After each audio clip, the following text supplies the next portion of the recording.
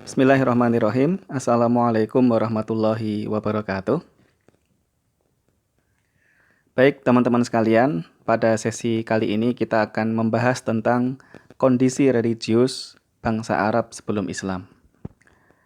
Jadi, ketika kita berbicara tentang kondisi keagamaan atau keyakinan keagamaan masyarakat Arab sebelum diutusnya Nabi Muhammad, yang pertama-tama harus kita pahami adalah bahwa sebenarnya konsep-konsep inti di dalam ajaran agama Islam itu sudah dikenal oleh masyarakat Arab sebelum Islam. Misalnya tentang konsep ketuhanan, bahwa ada satu Tuhan, ada zat yang disebut Tuhan, yang dipanggil dengan Allah, yang menciptakan langit dan bumi, itu sudah dikenal oleh masyarakat Arab. Bahkan sudah disembah oleh masyarakat Arab sebelum Islam. Demikian juga tentang konsep kenabian, tentang konsep malaikat, tentang kitab suci. Masyarakat Arab sebelum Islam sudah sangat mengenal nabi-nabi terdahulu, sudah sangat mengenal nama-nama malaikat, tugas dan fungsi malaikat, dan demikian juga sudah mengenal bahwa ada kitab suci yang diturunkan oleh Allah kepada nabi-nabinya. Nah, kemudian yang menjadi pertanyaan adalah, kalau begitu sebenarnya kenapa harus diutus Nabi Muhammad, gitu ya? Nah, meskipun tadi saya sampaikan bahwa konsep-konsep inti di dalam ajaran Islam itu sudah dikenal oleh masyarakat Arab, tapi sebenarnya konsep-konsep inti itu tidak dipahami sebagaimana mestinya. Misal ya, meskipun masyarakat Arab sebelum Islam itu sudah menyembah Allah dan sudah meyakini bahwa Allah itu yang menciptakan langit, menciptakan bumi, dan sudah meyakini bahwa Allah itu satu, ya. Akan tetapi mereka memiliki konsepsi yang berbeda tentang cara beribadah kepada Allah. Konsepsi mereka adalah karena Allah itu adalah Tuhan yang maha besar, yang karena kebesarannya itu maka manusia tidak bisa berdoa langsung kepada Tuhan, tidak bisa memanjatkan doa langsung kepada Tuhan, tetapi harus melalui perantara-perantara. Nah, di sini penyelewengannya pada level keyakinan masyarakat Arab pada saat itu. Nah, perantara di sini itu bisa manusia, bisa malaikat.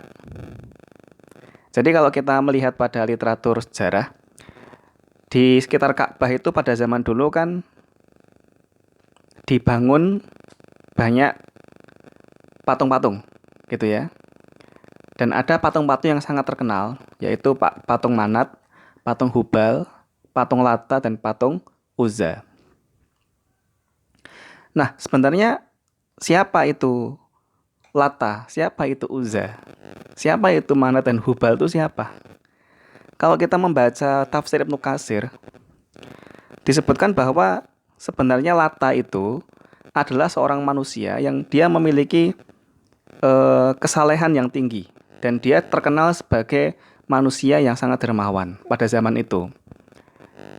Nah, di antara sisi kedermawanan Lata adalah ketika musim haji, Lata sering memberikan bantuan makanan dan minuman kepada para peziarah yang datang ke tanah suci, yang datang ke Ka'bah. Nah, ketika meninggal, maka orang-orang yang simpati kepada Lata ini mengabadikan Lata dalam bentuk patung. Maka jadilah patung Lata. Nah, lambat laun muncul keyakinan bahwa arwahnya Lata itu sebenarnya masih ada, dan dia berada pada patung yang dipahat itu.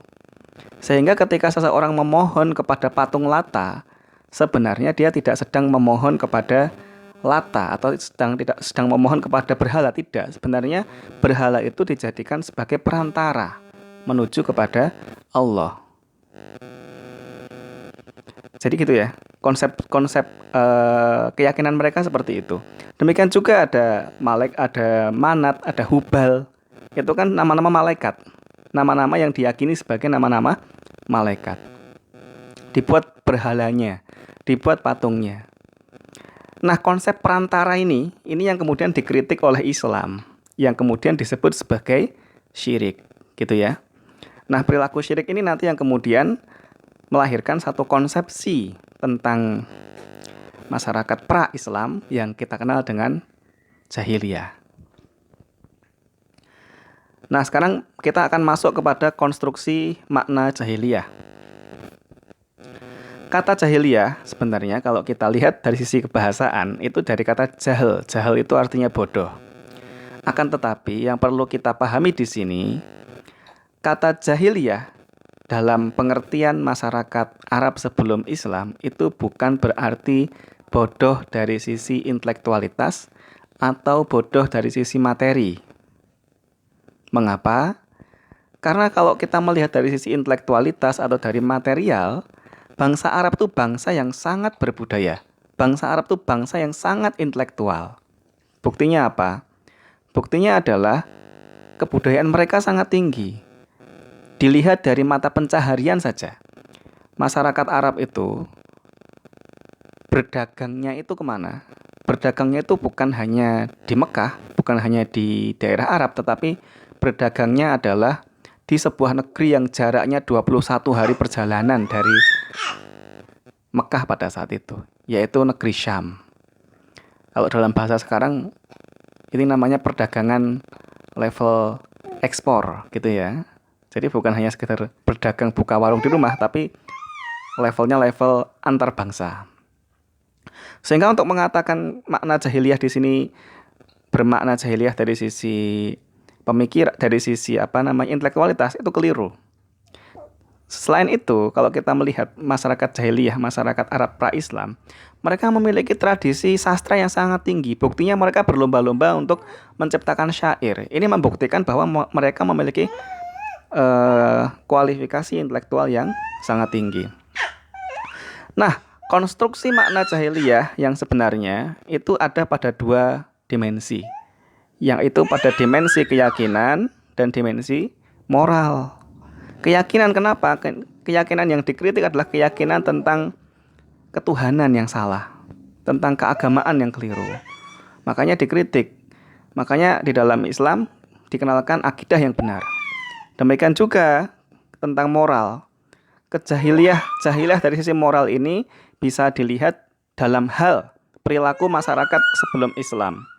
Seperti kebiasaan membunuh bayi perempuan, suka berperang antar suku, dan lain sebagainya. Dan seringkali yang terjadi, peperangan antar suku itu, yang terjadi adalah sebenarnya masalahnya adalah masalah personal antar dua orang, akan tetapi menjadi permasalahan komunal yang mewakili suku, sehingga terjadi pertumpahan darah.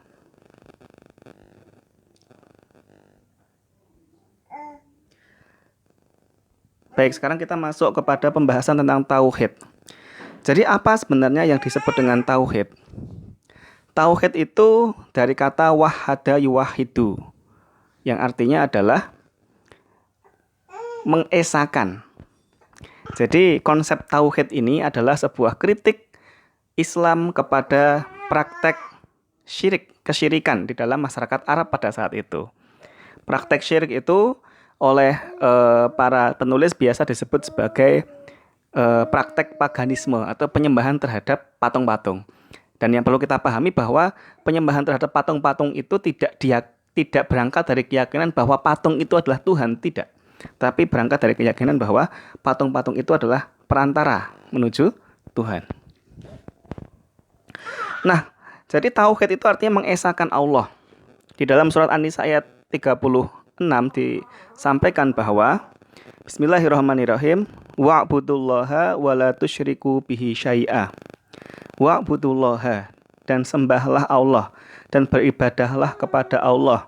Wa la tusyriku bihi, dan jangan melakukan syirik syai'a, dengan apapun. Nah, ayat ini mengandung dua unsur. Yang pertama adalah ibadah. Jadi makna tauhid itu yang pertama adalah ibadah. Orang disebut bertauhid ketika dia melakukan ibadah kepada Allah.